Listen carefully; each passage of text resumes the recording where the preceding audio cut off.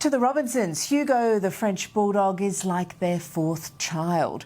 So when an Australia Post delivery driver ran over him, the family were heartbroken. Now, to make matters worse, the company is refusing to take any responsibility.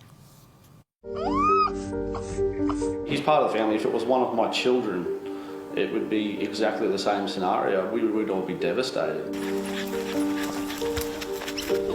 His ears were all folded back and he just had a really worried look on his face. It's no wonder it was love at first sight for the Robinsons when they came across Hugo in their search for a new puppy.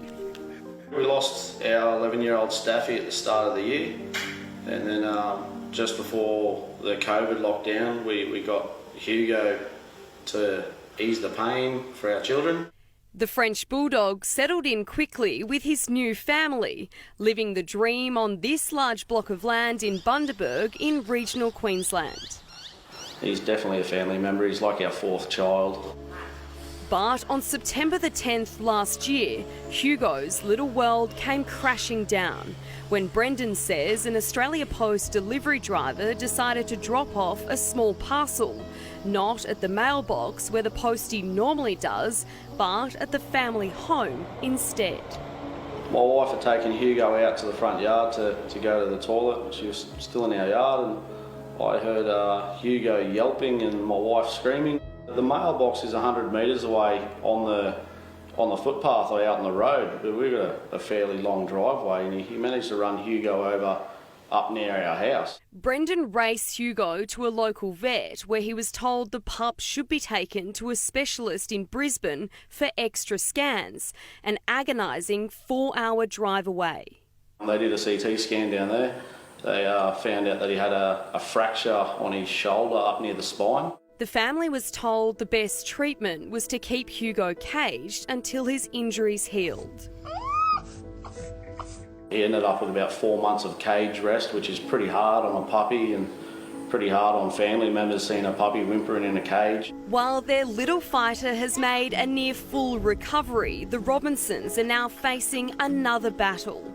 They say they contacted Australia Post the day after Hugo was struck to report the incident, only to be told it was all their fault. Essentially, we were told that because our gate was open, that they're not responsible for it, but he was in our yard, so I'm not sure, does that give them permission to come in and cause damage to people's properties because their gates are open? Brendan says they've paid close to $4,500 in vet bills, and Australia Post is refusing to cough up a cent, even blaming the fact the driver was a contractor for the company, not a full-time employee. He's essentially still employed by Australia Post, so I'm not sure why they're trying to pass the buck on to him. It's essentially their responsibility. The ordeal has now dragged on for close to 4 months, and with no sign of Australia Post backing down, Brendan has a message of his own to deliver. I think it's very heartless, it's disgraceful. I'm not going to give up. I think we're right. I believe you guys should take responsibility and at least cover the costs of the damages you have caused. Poor Hugo. Australia Post has told us it's been in regular contact with Mr Robinson and says an insurance claim is currently underway with the third-party driver. Australia Post says it will continue to monitor the outcome of the process.